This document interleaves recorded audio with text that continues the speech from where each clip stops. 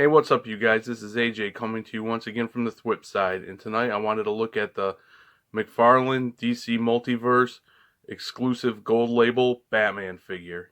Quickly going over the packaging, it's a standard DC Multiverse packaging from McFarlane, except for it has the gold label symbol up here.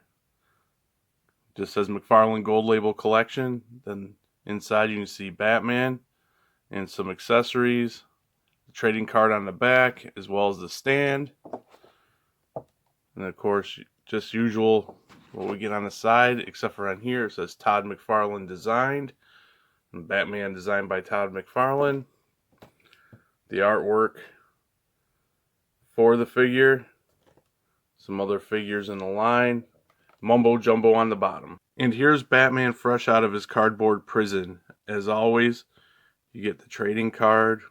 This time, Todd McFarlane artwork, which is awesome. And the bio talks a little bit about Todd's time on Batman, drawing Batman comics. You get the stand, it says DC as usual. And then, for other accessories, you get this like goggle piece that goes over his eyes, which is okay. I mean, I like the gold in it and things like that, but I probably won't display Batman like that. He's not a goggle kind of guy. There they are up close. I mean, nice little addition. Just not my cup of tea. And then he comes with two golden knives, which are kind of basic, simple, but effective. Yeah, they're pretty cool.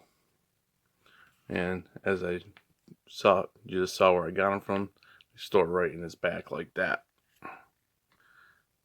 Taking a look at Batman himself, you can definitely tell this is a Todd McFarlane design. For me, the dead giveaway are the spiky shoulders. Nice little callback to the cover of Batman 423, which was, of course, drawn by Todd. He is one of my favorite all-time comic book artists. So I was really excited to pick this figure up. I actually was able to pre-order him. And Walmart came through, so cool. You can tell this is Batman.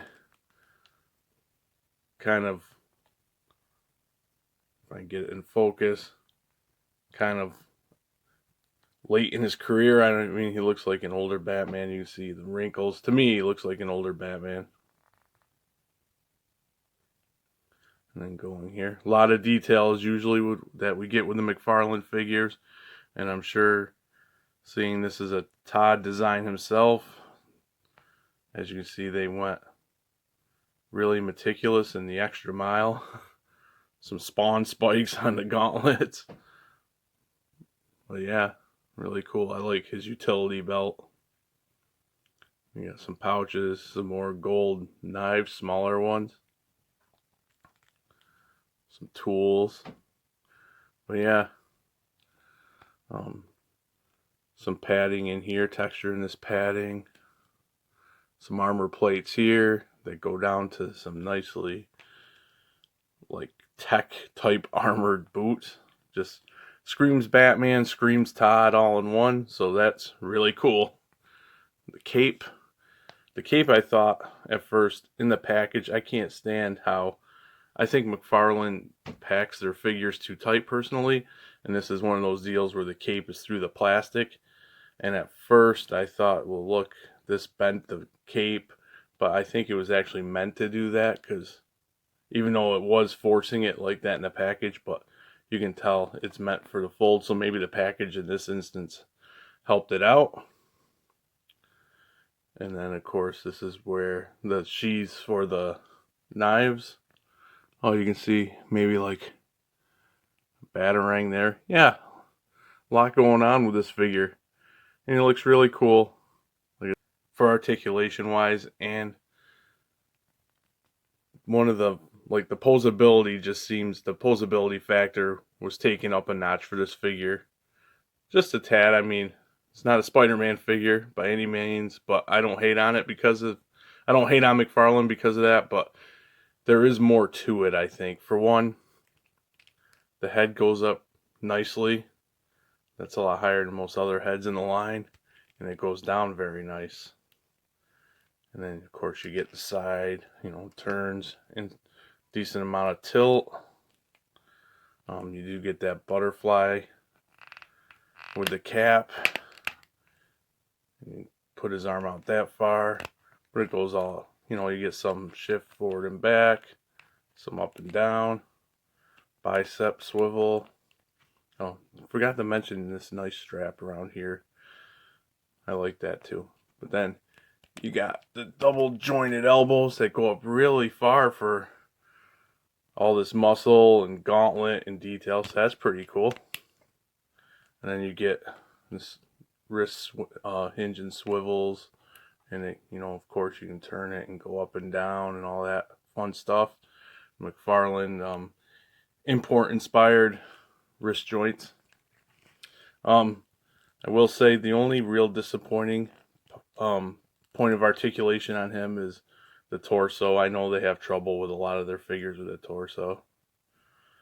Awesome bat symbol too, but you get like nothing between this torso and the waist. You get like no forward, but you get quite a bit back, which seems to be the norm, and some tilt. I just really wish they'd work on a little bit more forward crunch, and you get all sorts of twist action. But yeah, they have to work on their forward crunch, I think.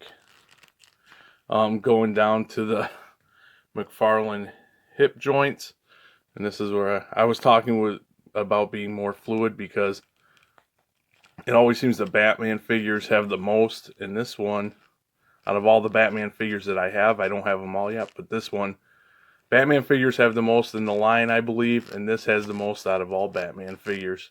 Or most out of all the Batman figures I have, at least.